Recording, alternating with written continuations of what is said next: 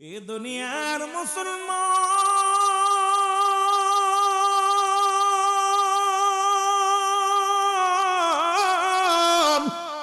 যখন রব্বে কারিমের দরবারে যখন মানত করছে গো, সঙ্গে সঙ্গে জমজম কূপের পানি প্রবাহিত হয়ে গেল।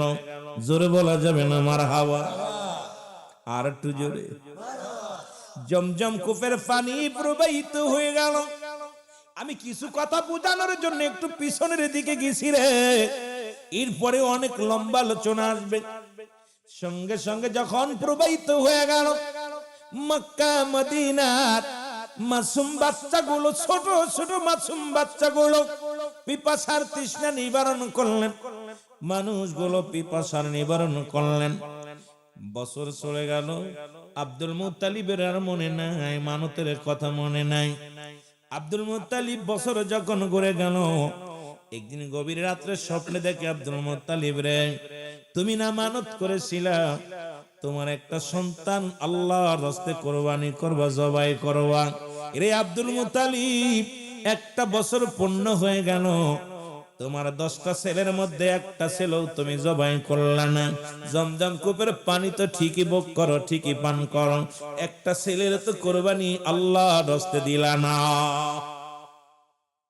এর সকালবেলা আব্দুল মুত্তালিব ঘুম থেকে উঠা ইহুদিদের ডাকতে বলো, ইহুদিরা শোনো, ইহুদি পণ্ডিতেরা শোনো, তোমরা কি কোথায় আছো শোনো। আমি আমার সন্তানদের মধ্যে একজনকে নিয়ত করেছিলাম জবাই করব আল্লাহর রাস্তায়। এখন তোমরা কি কোথায় আছো রে? আব্দুল মুত্তালিব ছেলেদেরকে ডাকলেন, একে একে 10 ছেলের সামনে হাজির। আমার বাজানেরা বড় ছেলেকে ডাক দে, বলে বাবা রে, আমি তোমাকে জবাই করে দিব। ছেলে কয় না। দ্বিতীয় ছেলেকে ডাক দে, বলে বাবা তোমারে জবাই করব, কয় না। তৃতীয় ছেলেকে ডাক দে, বলে বাবা জবাই করব, বলে না। ও যুবক বন্ধুরা একে একে ডাকলেন। আমিরে হামজাকে ডাকলেন, সেও বলে না। আব্বাসকে ডাকলেন, আব্বাসও কয় না। এইরকম যত ডাকলে সবাইকে ডাকলেন, 9 ছেলে বললেন না। সর্বশ্রেষ্ঠ মুসলমান শোনো, সবচেয়ে ছোট ছেলে আব্দুল্লাহকে ডাকতে বলেন, বাবা আব্দুল্লাহ, আমার নবীর আব্বা জান। ডাকতে বলেন, আব্দুল্লাহ রে, এখন আমি তো মানত করেছিলাম তোমাদের 10 ভাইয়ের মধ্যে একজনকে জবাই করে দিব কাবা শরীফের মালিকের নামে, ওরে জমজম কূপের মালিকের দরবারে। এখন তুমি আমার ছেলেরা তো কেউ জবাই হতে রাজি হলো না, তুমি কি রাজি আছো? কলিজার টুকরা সন্তান বলে, আব্বা জান, যদি আপনি আমাকে জবাই করে যদি আপনি মানত পুরা করেন, আমার কোনো বাধা নাই, কারণ আমি রব্বি কারিমের দরবারে যাব।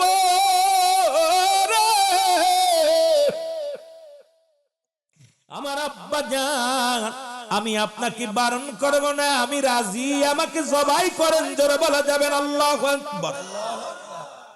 আব্দুল মুত্তালিব কুরাইশদের নেতাদের ডাক দিয়ে বলে, আমার 10 ছেলের মধ্যে ছোট ছেলে রাজি হয়েছে জবাই হওয়ার জন্য।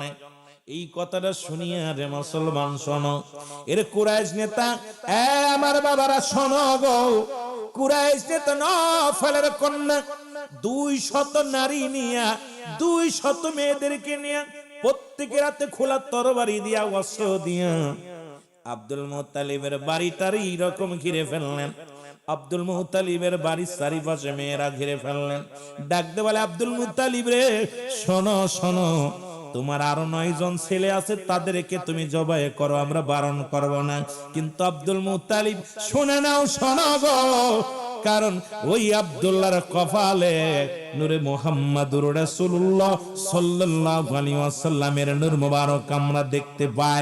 এ শোনো, ভালো করে শোনো, কারণ পৃথিবীর মধ্যে আমি হলাম নফলের কন্যা মরিয়ম, আমার আব্বা তাওরাতের পণ্ডিত, জাবুরের পণ্ডিত, সুতরাং আমার আব্বা জান কিতাব পড়তো।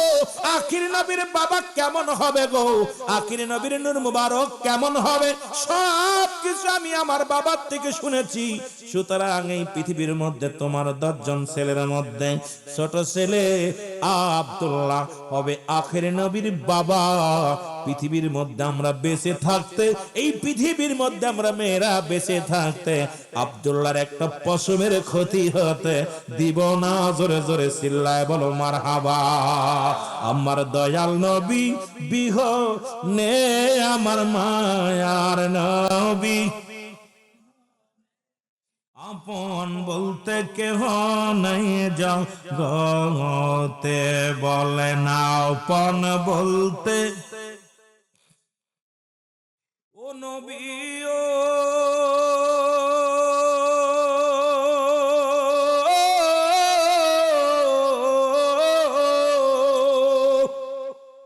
এর থাকতো যদি ডানা দুইটা যাইতাম মদিনা,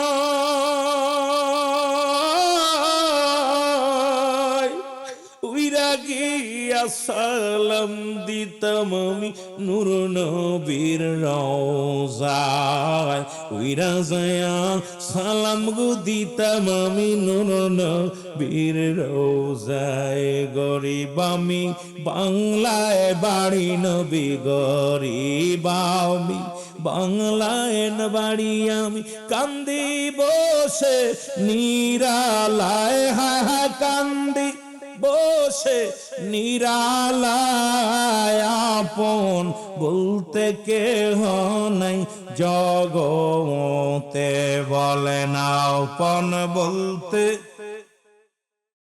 আরো জোরে বলেন আমার দয়াল নবী বিহনে আমার মায়ার নবী, বিহনে আপন বলতে কেহ নাই জগতে, বলে না আপন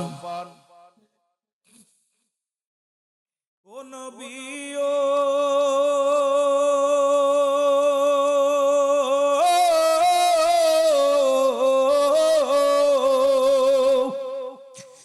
উম্মতের কান্ডারি হইয়া আসিল ধরা, দিবানিশি কান্তেন নবী আমার উম্মতের মায়, দিবানিশি কান্তেন নবী আমার উম্মতের মায়া। নবী কয় হায়াতি খৈরুল লাকুম, আমার হায়াতের জিন্দেগিটা আমার উম্মতের জন্য কল্যাণ স্বরূপ। এ যুবক আলেম ওলামা গভীর মনোযোগ শুইনা লাও গো। নবী কয় উম্মতিরা রে, এই দুনিয়ার মধ্যে আমি আগমন করলাম আমার উম্মতের কল্যাণের জন্য গো। ও যুবক শোনো না শোনো, আবার নবী কা ওফাতি খৈরুল লাকুম, আমার নবী কা আমার ওফাতটা আমার ইন্তেকালটা উম্মতের জন্য কল্যাণ স্বরূপ। ও মামায়াতি খৈরুল লাকুম, নবী কা আমার উম্মতিরা শুনে নাও, ওলামা একরাম শোনো, দিলের কান্ডা লাগা শোনো। নবী কা উম্মতিরা রে, এই দুনিয়া থেকে আমি বিদায় নিলাম, এটা আমার উম্মতের জন্য কল্যাণ স্বরূপ গো। আবার দুনিয়ার মধ্যে আগমন করলাম, এটা আমার উম্মতের কল্যাণ স্বরূপ। এই দুনিয়ার মধ্যে এমন নবী পৃথিবীর মধ্যে আর হবে না। নবী কয় মুসলমান শোনো, ও আমার বাবারা শোনো, নবী কয় উম্মতিরা রে, এই দুনিয়া থেকে আমি বিদায় নিলাম, আমার উম্মতিরা পৃথিবীর মধ্যে যদি কোনো ভালো কর্ম করে গো, আমি নবীর সঙ্গে সঙ্গে প্রশংসা করি, আমার আল্লাহর দরবারে প্রশংসা করি। আবার কোন উম্মত যখন গুনাহের কাজ করে, আমি নবীর সঙ্গে সঙ্গে ইস্তেগফার করি, ক্ষমা চাই। আর অন্যায় করে ছেলে মাফ চাই, বাবা অন্যায় করে গ্রামের ছেলে মাফ চাই, চেয়ারম্যান মেম্বার যাইয়া, এমন নবীর উম্মত হইলাম। ভুল করি আমি ক্ষমা চাই আমার নবী, এই নবীর পক্ষে থাকার দরকার আছে কিনা? রে আমার মনের জল্পনা কল্পনা নবী যাব আমি সোনার, বলো যাব আমি সোনার মদিনায়, বলো যাব আমি, আরো জোরে বলো যাব আমি। আমার মনের জল্পনা কল্পনা নবী যাব আমি সোনার, এর নবীজিকে ভালোবাসি, মনটাই আমার অনেক খুশি। নবীজিকে ভালোবাসি, মনটাই আমার অনেক খুশি। নবীজিকে ভালোবেসে তৃপ্তি মেটে না, বলো নবীজিকে ভালোবেসে না গো যাব আমি সোনার, আরো জোরে বলতে হবে, যাব আমি সোনার, এর যাব আমি সোনার মদিনায়, বলো যাব আমি। এরে আমার মনের জল্পনা কল্পনা, নবী যাব আমি সোনার। এরে নবীর প্রেমে এত জাদু, ডাকিলে মনে হয় মধু। নবীর নামে এত জাদু, ডাকিলে মনে হয় মধু। এই মধু কোথাও মেলে না, বলো এই মধু না গো যাব আমি। আরো জোরে বলেন, যাব আমি সোনার। এরে আমার মনের জল্পনা কল্পনা, নবী যাব। সাতক্ষীরা বাসির শুধুই চাওয়া, নিদান কালে দিবেন দেখা। সাতক্ষীরা জেলার শুধু চাওয়া, নিদান কালে দিবেন দেখা। দিবেন দেখা নবীর ওসিলায়, হায় হায় দিবেন দেখা মাহফিলের ওসিলায় গো যাব আমি ই বলো যাব আমি। আরো জোরে বলো যাব আমি। আমার মনের জল্পনা কল্পনা, নবী যাব।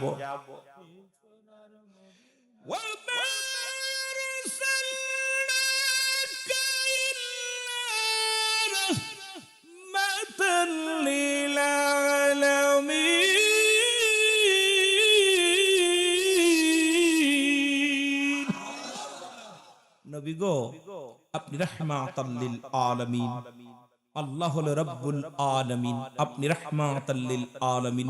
আমরা আশিক বসে আছি আপনার আশায়, নবী গো দিদার দিবেন। জোরে বলেন না মারহাবা, আর একটু জোরে বলেন মারহাবা। মহব্বতের সঙ্গে দুরূদ শরীফ পড়েন আল্লাহুম্মা।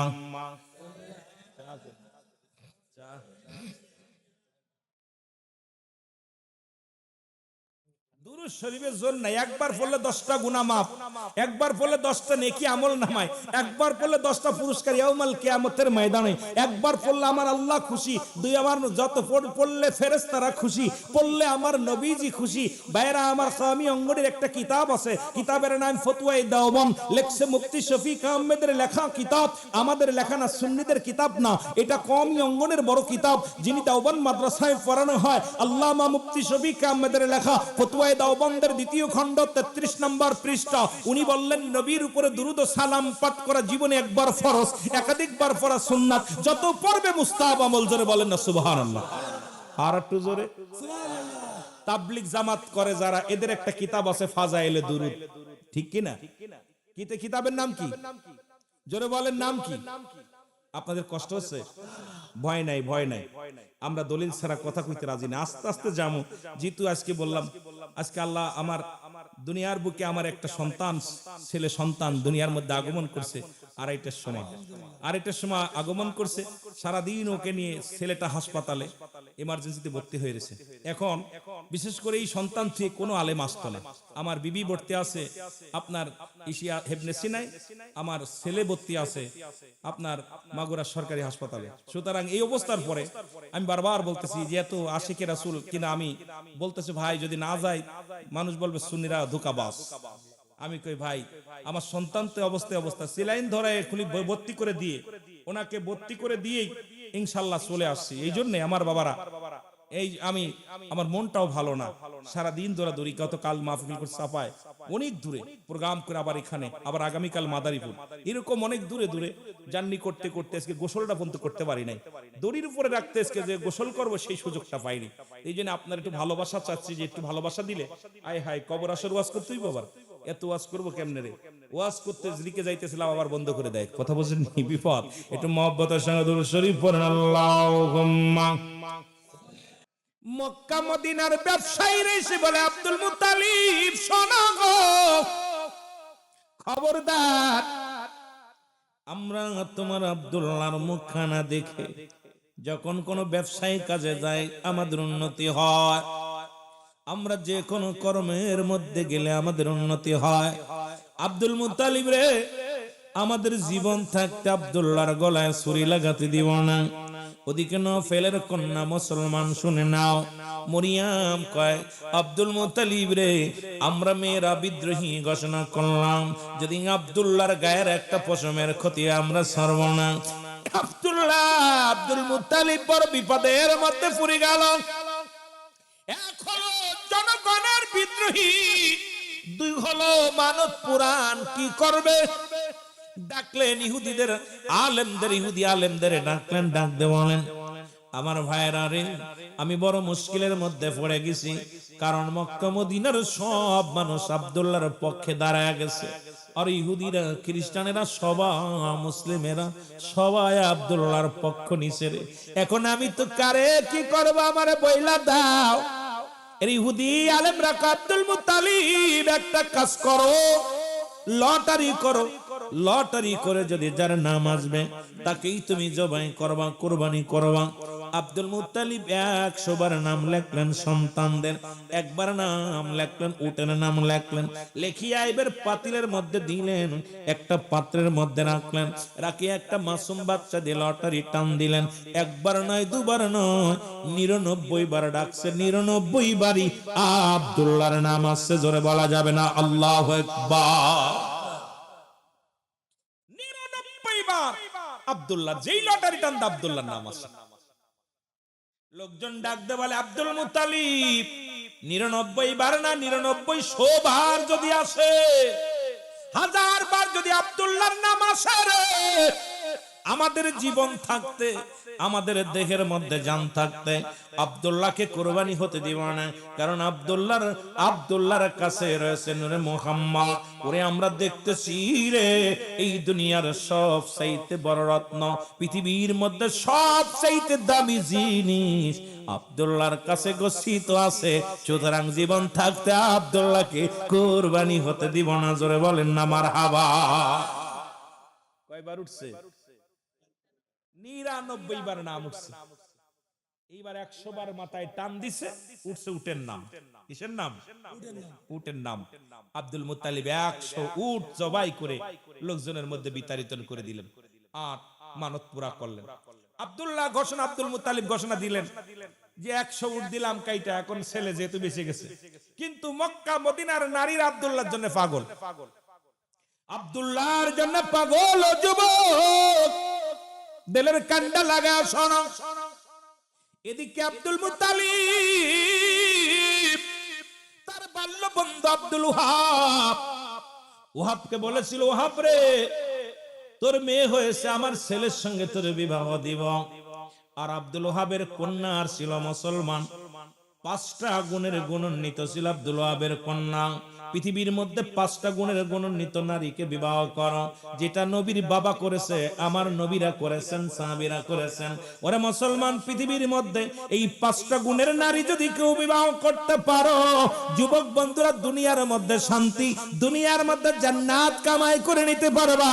আমি আজকে বলে যাব সেই 5টা গুণের গুণান্বিত আব্দুল ওহাবের কাছে যায়, ডাকতে বলে, আব্দুল ওহাব রে, আমার আব্দুল্লাহর জন্য মক্কা মদিনার নারীরা পাগল। তোমার সাথে তো কথা দিয়েছিলাম তোমার কন্যার সঙ্গে বিবাহ হবে গো, তোমার কন্যা কি বড় হয়েছে? আব্দুল ওহাব ডাক দে, আব্দুল মুত্তালিব, আমি তোমার ছেলের জন্য রেখে দিছি সেই বড় আমানত। আর আমার পৃথিবীর মধ্যে আমার মেয়ের ভিতরে 5টা গুণ আছে। 1 নাম্বার গুণ আমার মেয়ে সতীত্ব আমানতদারি, আমার মেয়ে গুণবতী, আমার মেয়ে আমলদারি, আমার মেয়ে মুসলমান পর্দাশীলতা নারী। 5টা গুণ যুবক লেখে নাও, লেখে নাও। আমার নবীর নবীর মা কেমন ছিল গো? আমার নবীর মায়ের গর্ভে থেকে আখির নবী রাহমাতুল লিল আলামিন আগমন করলেন, সেই মার ছিল 5টা গুণ। 1 নাম্বার গুণ ছিল তার সতীত্ব আমানতদারি। জীবনে কোনো বেগানা পুরুষ তার চেহারা দেখে নাই, জীবনে কোনো বেগানা পুরুষের নজরে সে আসে নাই। জোরে জোরে চিল্লায় বল আল্লাহু আকবার। এক নাম্বার ছিল সতীত্বর আমানতদারি, দুই নাম্বার ছিল পর্দাশীলতা নারী, তিন নাম্বার ছিল সে আমলদারি নারী, চার নাম্বার ছিল গুণবতী রূপবতী। যেমন ছিল তার রূপ তেমন ছিল তার গুণ। আর তৎকালীন জামানায় মুসলমান বংশগত উত্তম বংশের মেয়ে ছিল আমার নবীর মা আমেনা। আমার নবীর মা আমেনার বাবা আব্দুল ওহাব জোহরি, তিনি ছিলেন তৎকালীন জামানার একজন সাধু ব্যক্তি, একজন আল্লাহওয়ালা মানুষ। জোরে জোরে চিল্লায়া বলা যাবে না মারহাবা। কয়টা গুণ? এই পাঁচ গুণে দেখেন না বাদশা যুলকারনাইন জয়দা যখন সুলাইমান পয়গম্বর বিয়ে করবে, উনিও বলতেছিলেন সারা পৃথিবী খুঁজে 4 গুণের মেয়ে পাইছে, 5 গুণের মেয়ে পাই নাই। উনি প্রস্তাব দিয়েছিল, ইলহাম আসলে বলে কে সুলাইমান পয়গম্বর তুমি তো বিয়ে করবা, এই 5 গুণের নারী খোঁজো। দেখা গেল সারা পৃথিবী খুঁজেছে, 3টা গুণ পাইছে, 4টা গুণ পাইছে, 5টা গুণ পাই নাই।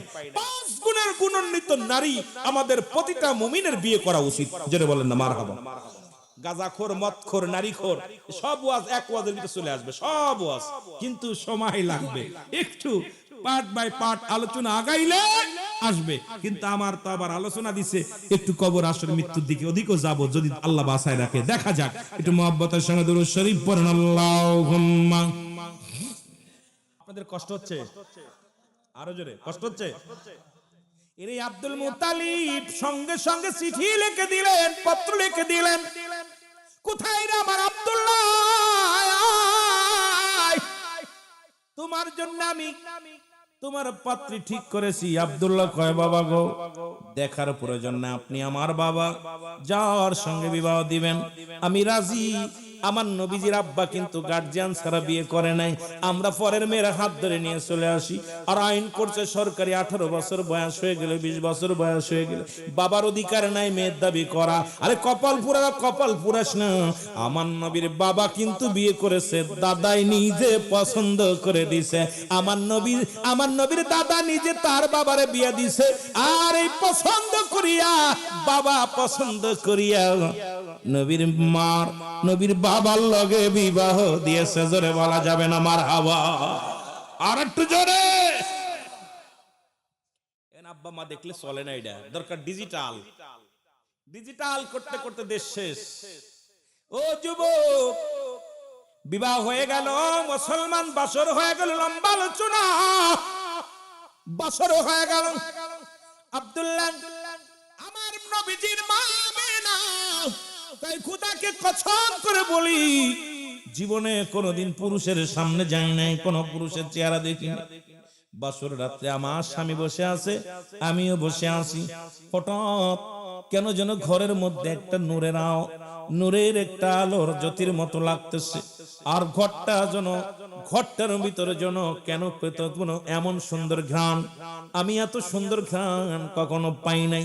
খোদার কসম করে বলি রে, আমি আমার স্বামীর মুখের দিকে তাকাইলাম, দেখি আমার স্বামী আমার আব্দুল্লাহর কপালের মধ্যে নূরে মোহাম্মদ ঝলমল করে। যখন আমি তাকাইলাম রে, ওই নূরটা যেন ছুটে এসে আমার কাছে হাজির হয়ে গেছে। জোরে জোরে চিল্লায়া বলো মারহাবা। আমার নবীজি এই দুনিয়ার মধ্যে মায়ের লজ্জাস্থানে ঢোকে নাই, লজ্জাস্থানে বাইর হয় নাই। মারহাবা। আর একটু জোরে বল। মুসলমান শুনে নাও, আব্দুল্লাহর নূর মুবারক দাবি মালিক হয়ে গেলেন, আমেনা মামেনা হয়ে গেল। হঠাৎ আব্দুল্লাহ একদিন রাস্তা দিয়ে যাইতেছিলেন, দূর থেকে নফল কন্যা ডাক দে, মরিয়াম ডাক দে, বলে আব্দুল্লাহ রে, আব্দুল্লাহ আব্দুল্লাহ আব্দুল্লাহ দাঁড়া গেছে। ডাক দে বলে আব্দুল্লাহ বলো রে, আগে বলো তুমি কি বিবাহ করেছো রে আব্দুল্লাহ? আব্দুল্লাহ কয় মরিয়াম রে, প্রতিদিন তো এমিনদের যাই, তুমি ডাক দে, খাবার দাও, শরবত দাও, ভালো 2টা-4টা কথা বলো, আজকে কেন একবারই জিগাও, বসতেও দিলে না, জিগাও তুমি বিবাহ করছনি? আব্দুল্লাহ রে আগে বলো তুমি বিবাহ করছনি? কয় হ, গত 2 দিন আগে আমি বিবাহ করেছি। মরিয়াম চোখের পানি গুলো ছেড়ে দিয়া বলে আব্দুল্লাহ রে, এই আব্দুল্লাহ রে, আমি তোর পাগল ছিলাম না, আমি নাফিল কন্যা, আমার বাবা এই জমিদার, আমার বাবার ধন সম্পদের বিশাল জমিদার ছিল রে, আমি এক বাপের এক কন্যা। আমি আমার বাবার থেকে তাওরাত কিতাব যখন আমার আব্বা পড়তো, আখেরি নবীর আলোচনা আসতো, আমি নফল কন্যা রে, ওই নূরে মুহাম্মাদের পাগল ছিলাম রে। এ আব্দুল্লাহ, জীবনে মনে করেছিলাম এই সম্পত্তির বিনিময়ে সব কিছু বিলিয়ে দিয়ে আমি তোমারে বিবাহ করব, আখেরি নবীর মা হব রে। এ আব্দুল্লাহ, ওদিন আমি 200 নারী নিয়ে যখন তোমার বাবার সঙ্গে বিদ্রোহী করেছিলাম, আমি তোমার জন্য নয় রে, তোমার ভিতরে নূরের ঝলক, আমি আখেরি নবীর মার বাসনা জেগেছিল। আব্দুল্লাহ রে, ও আব্দুল্লাহ, আমি তোমার রূপ যৌবনের জন্য পাগল ছিলাম না, আমি পাগল ছিলাম রহমতের নবী রাহমাতুল লিল আলামিনের মা হওয়ার জন্য। রে আমার কপালে হইল না রে, আমি প্রতিজ্ঞা করলাম আর জীবনে কোনোদিন বিবাহ করব না। আরে আমি আর কোনোদিন কোনো পুরুষের কাছে যাব না, কোনোদিন বিবাহ করব না।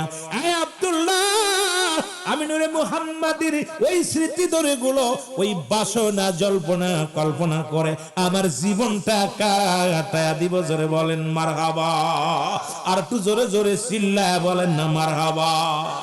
ও যুবক, তাদের কান্ড লাগে শোনো গো, এই দুনিয়ার মধ্যে রহমতের নবী দুনিয়ার মধ্যে আগমন করলেন, মায়ের ঘরে সংবাদ পেয়ে গেলেন।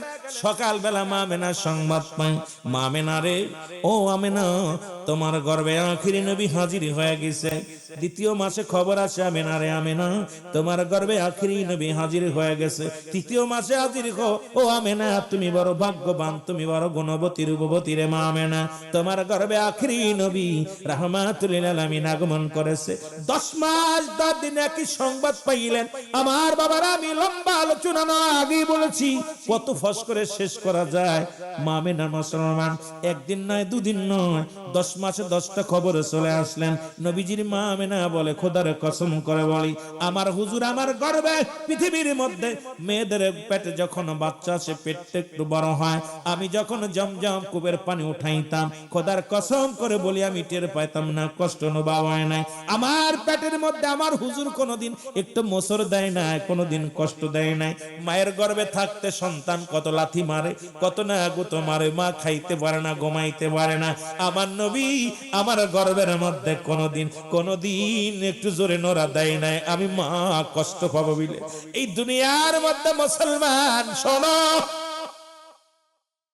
এই 10 মাস 10 দিন পূর্ণ হয়ে গেল, নূরে মদিনা নূরের নবী রাহমাতুল লিল আলামিন দুনিয়ার মধ্যে আসবে। আমার নবীর ফুফু সুফিয়া বলে, এই ঘরের মধ্যে বাতি নাই, ঘরের মধ্যে বইয়া আসিরে মুসলমান শোনো গো।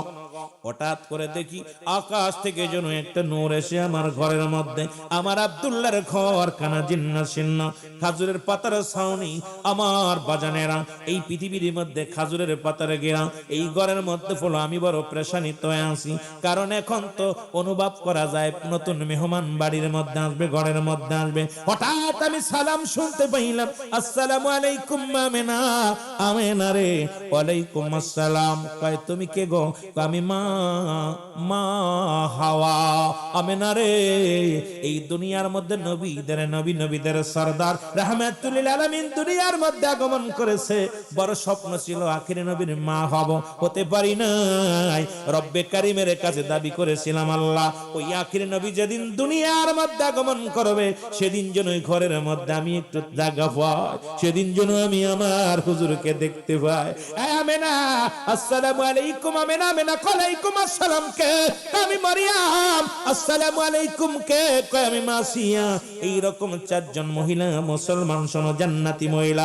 শরীয়তে 2 জন মহিলা ছিলেন, একজনের নাম হযরতে সুফিয়া, আর আরেকজনের নাম হলো আমার মা আমেনা। এই 2 জন ছিল ঘরের মধ্যে, 2 জন শরীয়তে মারিফাতের দৃষ্টিতে, আরো 4 জন ছিল মুসলমান। রাসূল আকরাম সাল্লাল্লাহু আলাইহি ওয়াসাল্লাম দুনিয়ার মধ্যে আগমন করলেন। মা সুফিয়া ডাকতে বলে, দুনিয়ার মানুষ হলো, এই পৃথিবীর মধ্যে নূরে নূরের পুতুল আমার গর্ভে থেকে, আমার বাবির গর্ভে থেকে আসলো।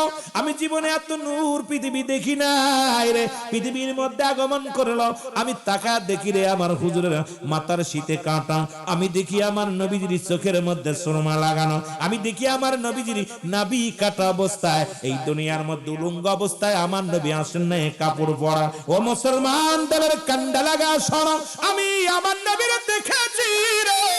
আমার হুজুর দুনিয়ার মধ্যে সিজদায় পড়ে গেছে, ইয়া রাব্বি হাবলি উম্মতি, ইয়া রাব্বি হাবলি উম্মতি।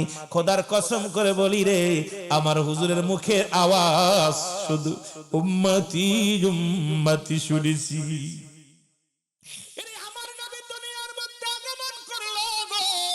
ওদিকে আব্দুল মুত্তালিব বলে, আমি কাবার সামনে দিয়ে আসতেছিলাম, হঠাৎ দেখি কাবার মধ্যে যত মূর্তিগুলো ছিল সবার মাথা নত হয়ে গেছে।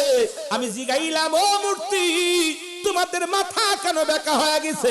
মূর্তিগুলোর জবান খুলে গেছে, ডাক দে বলে, আব্দুল মুত্তালিব তুমি জানো না আমাকে ভাঙার জন্য, আমাকে বিতাড়িত করার জন্য এই পৃথিবীর মধ্যে নবীদের নবী রাহমাতুল লিল আলামিন আগমন করেছে, অথচ সেই নবী ঘোষণা করে দিছে আমি দেখতেছি। এ মুসলমান শুনে না, গভীর মনোযোগ। তিরমিজি শরীফের হাদিস 3952 নম্বর পৃষ্ঠা, 52 নম্বর হাদিস খানা শোনো।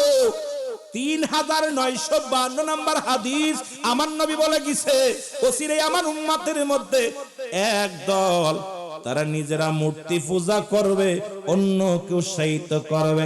আজকে বাংলাদেশের বুকে দুনয়ন ভরে দেখলাম মুসলমান ইমানের চাইতে ভোটের দাম বেশি। জোরে বলেন ঠিক কিনা?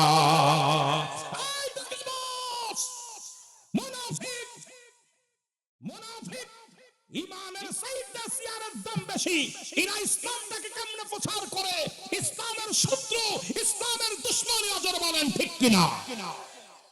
রাসূল আসছে মূর্তি ভাঙার জন্য, ভালো করে শুনেন। আর আমি মৌলবী টুপি মাথায় দিয়ে পাহারা দিই। মৌলবী সাজাইছো, বিশাল মৌলবী সাজছ, কোথায় পাইলা? কোন দলিলে পাইলা? আমাকে দেখাও। হ্যাঁ পাইছো, একখান দলিল আছে সূরা তাওবা 6 নম্বর আয়াতে, দেখো প্রমাণ দলিল। আমি বলছি আস্তে আস্তে দিব, আমি কেমন বাস্তব দিকে আগাইলে সব কোরআন হাদিস থেকে দলিল আসবে, দূরে নয়। সূরা তাওবা 6 নম্বর আয়াত, আল্লাহ বলে, হাবিব আপনার কদমের মধ্যে যদি কোনো অমুসলিম আগমন করে, খোঁজো, কোরআন শরীফ খোঁজো, না পাইলে আমার ধরব অফেন্স চ্যালেঞ্জ। বলতে হাবিব আপনার কদমের মধ্যে যদি কোনো অমুসলিম আসে, সে যদি আপনার কাছে নিরাপত্তা চায় নিরাপত্তা দেন, যদি নিরাপদ স্থানে আপনার সাহায্য চাই সাহায্য দেন, নিরাপদ স্থানে পৌঁছে দিতে বলে আপনি পৌঁছায় দেন। হুকুম কার? কিন্তু ওর পরের দিনই দেখলাম লেখছে যে আমরা তো আপনাদের মসজিদ রক্ষা করতে পারেন না, আপনাদের মন্দির রক্ষা করবেন কি? সুতরাং তারা তো আমাদের কাছে সাহায্য চাই নাই, তারা তো আমাদের মন্দির পাহারা দিতে বলে নাই, আপনারা ওখানে যে মুনাজাত করতে বলছে কিনা। আবার আমাদের দেশে এক আলেম আরেকজন বলছে পূজা এবং রোজা এক। জোরে বলেন ঠিক কিনা? ওইটার ঈমান গেছে না আছে? জোরে বলেন ঈমান গেছে না আছে? আরে মুসলিম মিল্লাতের রোজার সঙ্গে যারা পূজার তুলনা করে, এই সমস্ত মূর্তি পূজারী কোনদিন ইসলামের ধারক বাহক হইতে পারে না। এরা পতিতও ছিল, এখনো আছে, ভবিষ্যতেও থাকবে। এরা চেয়ার পূজারী, এরা মানুষ পূজারী, এরা আল্লাহর গোলাম নয়, নবীর পাগল নয়। জোরে বলেন ঠিক কিনা? আরো জোরে বলেন ঠিক কিনা? আওয়াজ হচ্ছে না, মনে হচ্ছে আপনাদের ভিতরে ওই দলের লোক আছেন। আওয়াজ আমি এখানে মেরে ফেলবেন প্রস্তুতি, মারে ফেলবেন প্রস্তুতি। যে কয়দিন বেঁচেছি আর সুখ আদায় করে আল্লাহর দরবারে আর আশা নাই, কারণ এই ধোঁকাবাজ দুনিয়ার মধ্যে আর বাঁচতে শখ নাই। কারণ এই দুনিয়ার মধ্যে যাদেরকে দিয়ে আজকে আমরা ভরসা করব, যাদের আলোচনা শুনি, তারা যদি আজকে ইসলামটাকে 12টা বাজায় দেয়, তারা যদি ইসলামের দোহাই দিয়ে কোরআনের তোহমাত দেয়, কোরআনের ভিতর ভুল আছে। এরপরে বলছি কোরআনের ভিতর ভুল আছে। এরপরে আমার গত কয়েক-3 দিনের একটা নিউজ দেখে আমি বেশি কষ্ট পাইছি। আরে ইসলাম আগে কালেমা, নামাজ, রোজা, হজ, যাকাত, ইসলামের কয়টা স্তম্ভ? আমার রাসূল বলছে পৃথিবীর মধ্যে যখন আমি নবুয়াতি পাই, সর্বপ্রথম মহিলাদের মধ্যে ইসলাম ধর্ম কবুল করে আম্মাজান খাদিজাতুল কুবরা। জোরে বলেন ঠিক কিনা? বালকদের মধ্যে শেরে খোদা হযরতে আলী, আর মুরব্বীদের মধ্যে আমার চাইতে 6 মাসের বড় হযরত আবু বকর সিদ্দিক রাদিয়াল্লাহু তাআলা, যারা বলেন না মারহাবা। আর গোলামদের মধ্যে হযরতে যায়েদ। কথা বুঝেন নাই? আরে বুকার দল কেমনে বললো যে মা খাদিজা জীবনে 1 রাকাত নামাজ পড়ে নাই, রোজা রাখে নাই? আরে তখন তো নামাজ ফরজই হয় নাই, তুই কেমনে? আর যখন আমার নবীজি বলছে আমার খাদিজা, আমার মা খাদিজা, দেখেনি ওনার জীবনে যে আসলে ওয়াজ এসে গেলে পাবেন যে মা খাদিজা যখনই আখিরি নবীর সন্ধান পেয়েছে দুনিয়া সব ছেড়ে দিছে, পৃথিবীর মধ্যে ধন সম্পদ যা কিছু ছিল রাসূলুল্লাহর কদমে লুটিয়ে দিছে। আমার মা খাদিজা সদা সর্বদা চোখের পানি ছেড়ে কাঁদছে, অজারণের কবরের ভয়ে কাঁদছে, জাহান্নামের ভয়ে কাঁদছে, ইয়া রাসূলুল্লাহ আমার কবরে কি উপায় হবে? আর সেই মাকে যদি বলে নামাজ পড়ে নাই, সেই মাকে যদি বলে রোজা রাখে নাই, সেই মাকে যদি বলে সে কোনদিন হজ করে নাই, এর মতো বেয়াদব আলেম আর জগতে নাই। জোরে বলেন ঠিক কিনা? আরো জোরে বলেন ঠিক কিনা? এদের ওয়াজও নাকি মানুষে শোনে। কথা বলেন। আবার আল্লাহ বলে সর্বশক্তিমান না, আল্লাহ বলে আলা কুল্লি শাইইন কাদির। আরে আমার আল্লাহ বলে আমি সর্বশক্তিমান, আর ওই বুকা পণ্ডিত বলছে আল্লাহকে সর্বশক্তিমান বললে বলা যাবে না। তোর আব্বারে বলবে, তোর আব্বারে বলবে না, কারণ আল্লাহ নিজে কোরআনের ভিতর বলে আমার রব্বে কারীম, আমি রব্বে কারীম সর্বশক্তিমান। আল্লাহ নিজে বলে, আর তুমি বলো আল্লাহকে সর্বশক্তিমান বলা যাবে না। তুমি কিসের ইসলামী দল? আমি বলি ওদের দল থেকে অতি শীঘ্র বহিষ্কার করার দরকার, না হলে এরাই তোমাদের 12টা বাজায় দিবে। আর দোষাবন্য মানুষের যারা বলে ঠিক কিনা, এরাই তোমাদের 12টা বাজায় দিবে। কষ্ট পাচ্ছেন নি? কষ্ট পাচ্ছেন? নাই তো কোনো আশা, বন্ধ মুখের ভাষা, চারিদিকে দেখি শুধুই অন্ধকার, চারিদিকে দেখি শুধুই। ওঠেন কান ভাই, ডায়াবেটিস স্যার উঠেন না, আমি ছেড়ে দেবো, ওয়াজ বেশি করবো না, যদি আপনাদের কষ্ট লাগে ছেড়ে দিব। ওঠাউঠি করলে ওয়াজ করতাম না। জোরে বলেন নাই তো কোনো আশা, বন্ধ মুখের ভাষা, চারিদিকে দেখি শুধুই অন্ধকার, চারিদিকে দেখি শুধু, ঠিক না? চারিদিকে দেখি শুধু, ঠিক না? সব অন্ধকার, চারিদিকে দেখতেছি কি? আমরা তো রাস্তা বুকা, বারবার খাচ্ছি ধোঁকা, ওদের ওই ধোঁকার পিছে আছে যে শুধুই মিশে। না না আর মানি না ভণ্ডবাজির তাল বাহানা, না না আর মানি না ওদের ওই তাল বাহানা। জোরে বলেন নাই তো কোনো আশা, বন্ধ মুখের ভাষা, চারিদিকে দেখি শুধুই অন্ধকার, চারিদিকে দেখি শুধুই। এখন মানুষ কি পাগল আছে তোমাদের কথা মতো? 18 কোটি মানুষ নামাজ পড়লে নাকি একটা ভোট দিলে সেই সব হইল। কোথায় লাগালি? কোথায় লাগালি? এর আগে বলছে আমলিক আর বিএনপি নাকি কোরআন শরীফে আছে। কথা বুঝেন নাই? কোরআন শরীফে আছে একে দুজনের নাম। আমার সবই রইল, আরো জোরে বলেন যাবার কালে দেখবে চেয়ে গো, তোমার সবই রইল, তোমার দাদাই গেছে বাবাই গেছে, কেউ আসলো না ফিরে, তোমার তো যাইতে হবে রে যেদিন আজরাইলা শিবে, তোমার এ দুনিয়ার মুসলমান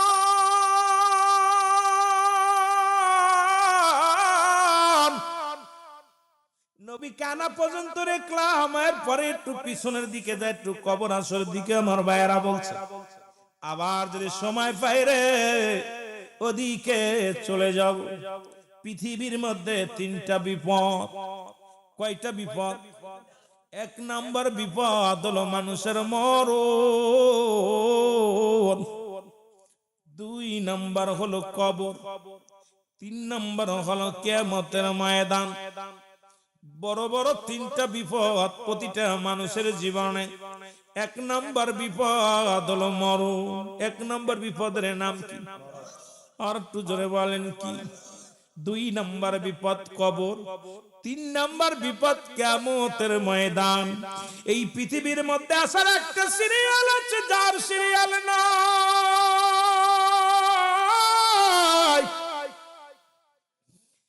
দেখা যায় দুনিয়ার মধ্যে দাদা জিন্দা, নাতি নাই, বাবা জিন্দা, সন্তান দুনিয়ার মধ্যে নাই। এই দুনিয়ার মধ্যে যে বাবা তার সন্তানের লাশ কাঁধে নিছে, ওই বাবারে জিগাইবেন এই পৃথিবীর মধ্যে সন্তানের লাশ কত ভারী।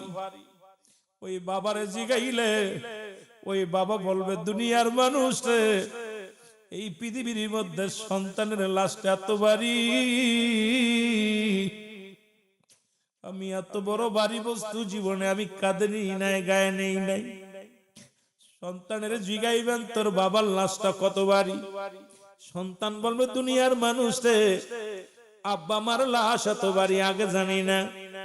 আজকে সেই সন্তানের লাশ বাবার কাঁধে, বাবার লাশ সন্তানের কাঁধে, দাদার লাশ নাতির কাঁধে, নাতির লাশ দাদার কাঁধে।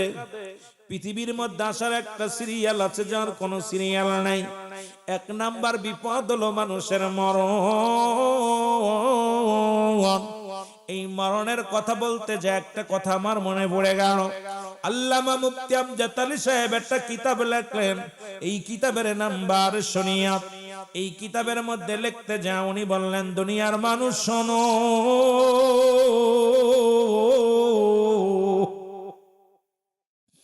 মানুষ যখন সাধারণ মৃত্যু বরণ করে, 70টা তাজা উটের গায়ের চামড়া জবাই না করিয়া উল্টো দিকে টান দিয়া লবণ আর মরিচ লাগায় দিলে যতটুক যন্ত্রণা হয়, এর চাইতে 70 গুণ যন্ত্রণা হলো একটা সাধারণ মৃত্যু। আমার বাবারা আমার, আজকে যারা মরণের সময় পায়খানা করে দেয়, মরণের সময় যাদের চোখ দুটি বড় বড় হয়ে যায়, মরণের সময় কত মানুষ প্রস্রাব করে দেয়, জিহ্বা বাইর হয়ে যায়, এই কত মানুষের দাফন পড়াইলাম রে,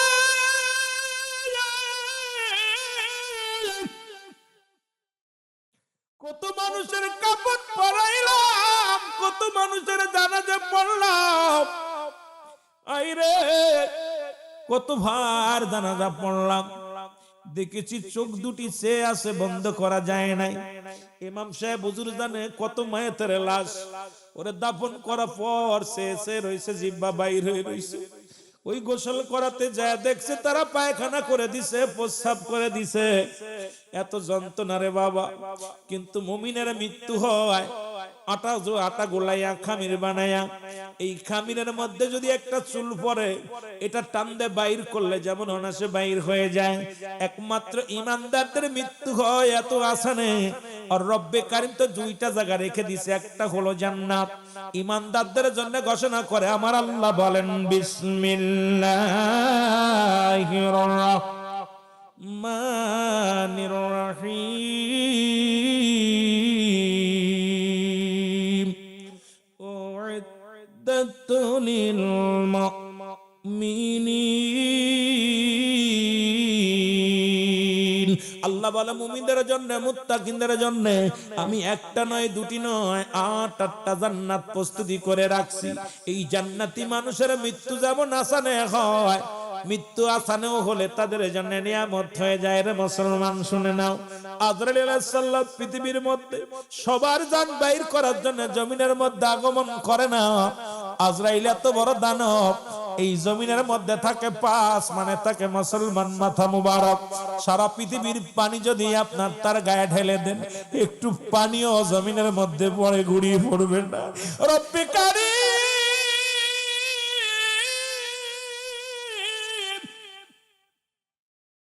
কোন দিন যেন মরণের পেয়ালা পান করবো রে, কোন দিন যেন আজরাইল চলে আসবে রে, কোন দিন যেন ধরা পড়ে যাব। ছেলে মেয়েরা কাঁদবে, ছেলে মেয়েরা বিদায় দিতে চাবে না, কেউ ধরে রাখবে না। ইমাম সাহেব দুয়া দুরুদ পড়ায়া, জানাজার নামাজ পড়ায়া চিরবিদায়ের জন্য প্রস্তুতি হয়ে যাবে।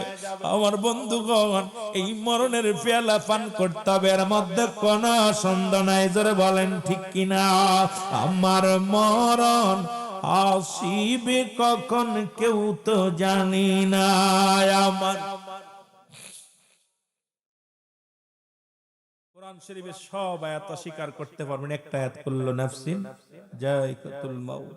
অস্বীকার করার মতো ক্ষমতা কারো নাই। একটু মহব্বতে চোখের পানি ছেড়ে ছেড়ে বলেন আমার মরণ আসিবে কখন কেউ তো জানি না। আমার এই আমি চলে যাব, আমায় তোমরা ভুইলা যাইও না। আমি চলে যাব, আমায় তোমরা না। আমার মরণ আসিবে কখন কেউ তো জানি না। আমার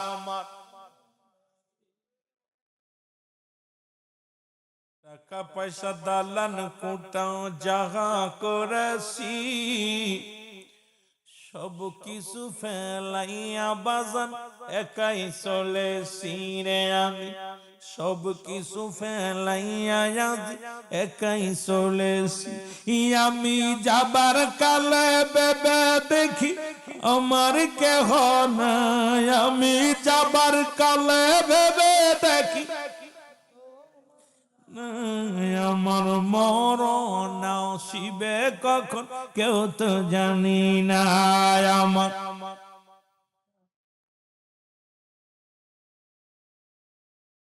এই পৃথিবী চিরদিন থাকার জায়গা নয়। অন্ধকার কবর যে তোমার আসল ঠিকানা রে মানুষ। অন্ধকার কবর যে তোমার। এ দুনিয়ার মুসলমান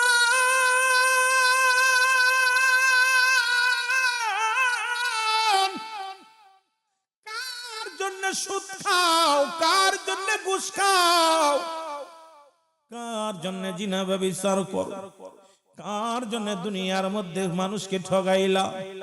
এই দুনিয়ার সম্পদের পাহাড় তুমি গড়লা। এই দুনিয়ার সম্পদ খাবে লোকে, তোমার দেহ খাবে পোকে।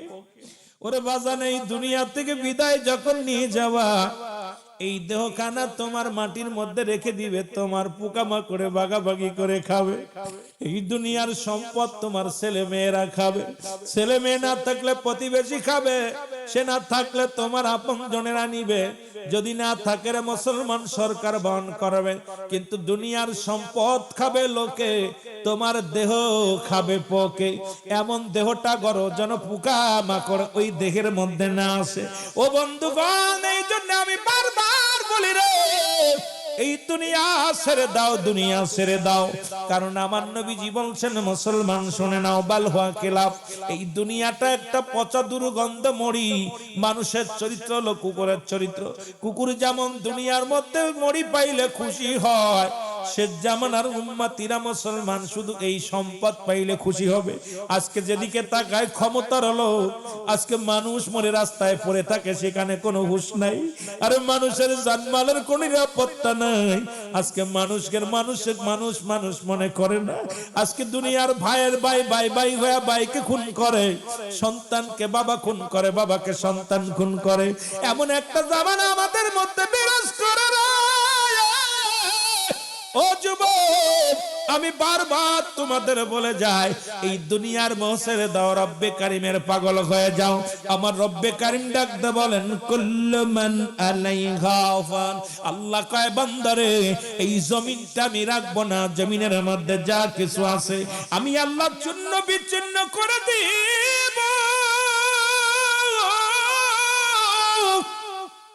কুল্লু মান আলাইহা ফান, সব শেষ করে দিবে কে? আরো জোরে বলেন। আল্লাহ ডাকতে পারে হাবিব,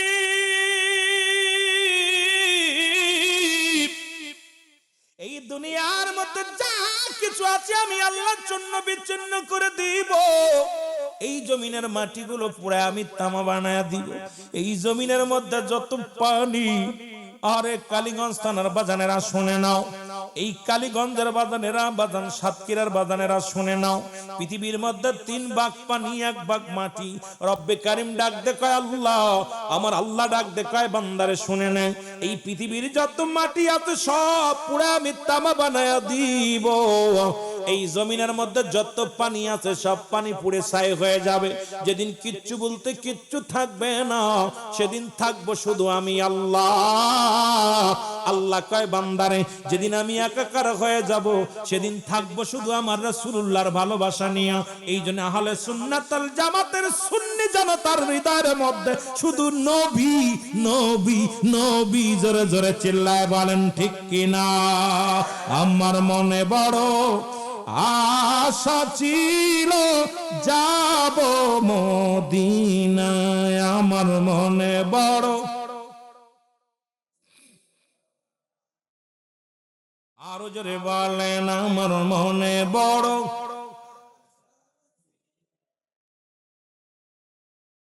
এই আরব সাগর পাড়ি দিব,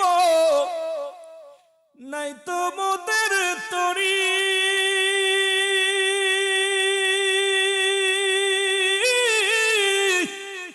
পাখা নাই তো উড়ে যাব ডানাতে ভর করি। রে আশায় আছে সম্বল নাই, আশায় আছে রে করি কেউ পায়। আমার মনে বড় আশা ছিল যাব মদিনায়, আমার মনে বড়, আরো জোরে বলেন আমার মনে বড়।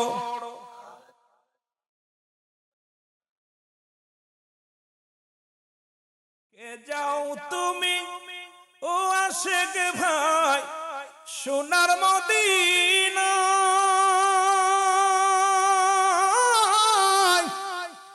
এ গোলামের সালাম খানি দিও গো পৌঁছায়। আমার মনে বড় আশা ছিল যাব মদিনায়, আমার মনে বড়।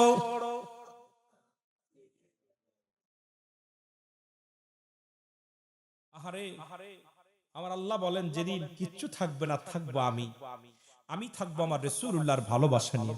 এই জন্য আমরা কি রাসূলের প্রেম করার দরকার আছে কিনা? রাসূলের সাথে সম্পর্ক রাখার দরকার আছে কিনা? আরো জোরে বলেন আছে কিনা?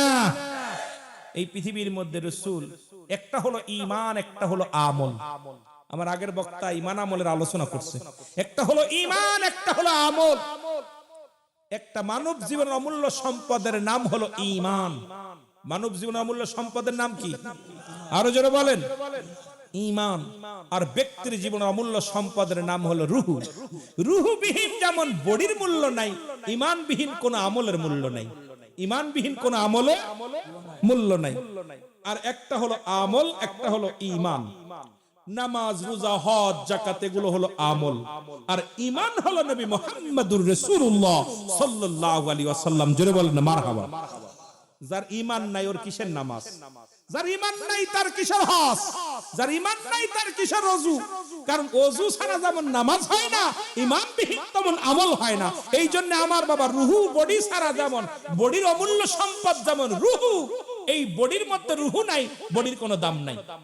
আজকে আমার ভাইজান যুবফ্রন্টের নেতা আগামীকাল নামটা বলবে কি? মরহুম অমুকের লাশ।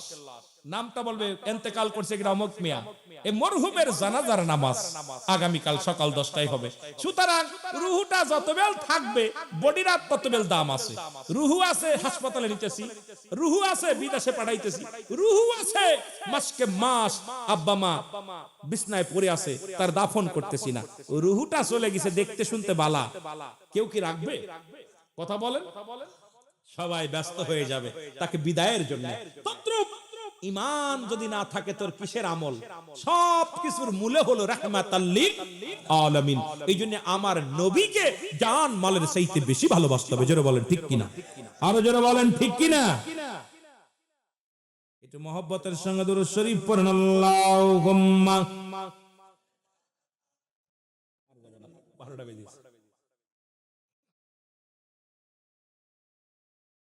আমার বাবারা, আস্তে, যেহেতু 12টা বেজে গেছে, আগামীকাল আপনাদের মাহফিল আছে। আগামীকাল আশিকে রাসূল আসবে, ওলিউল্লাহ আশিকি সাহেব অনেক সুন্দর গজল গায়, মানুষের হৃদয় কেড়ে নিবে গজল গেয়ে, চোখের পানি ছেড়ে ছেড়ে কানবে, আশিকদের ওয়াজ শুনে মজা পাবেন। আমিও রাগাবো না, কারণ আপনাদেরকে নিয়ে রাত 12টার পর থেকে আর কোনো মানুষের জাগরণের ইখতিয়ার নেই, কারণ 12টা পর্যন্ত হলো জাগরণের ইখতিয়ার।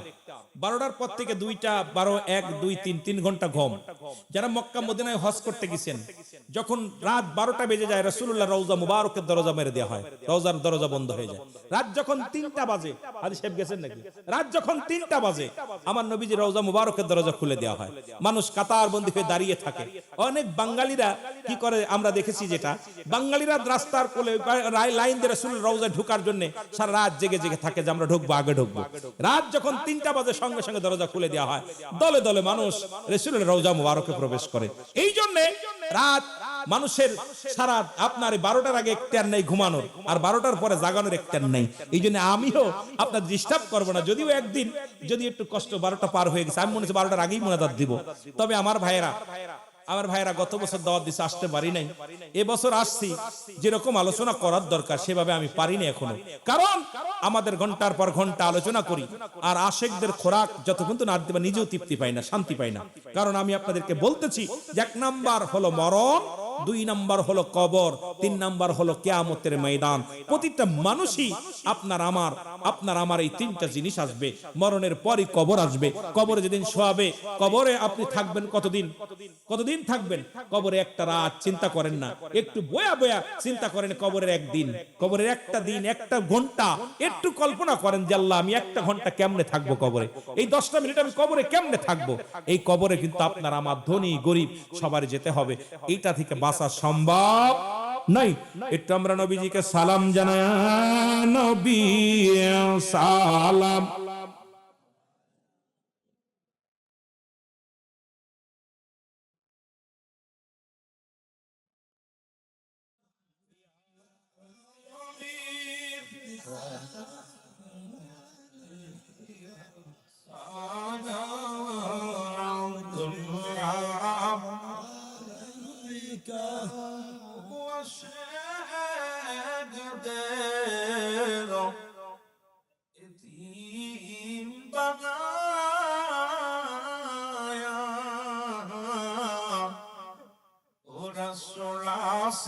গো রওজায় ঘুমায়া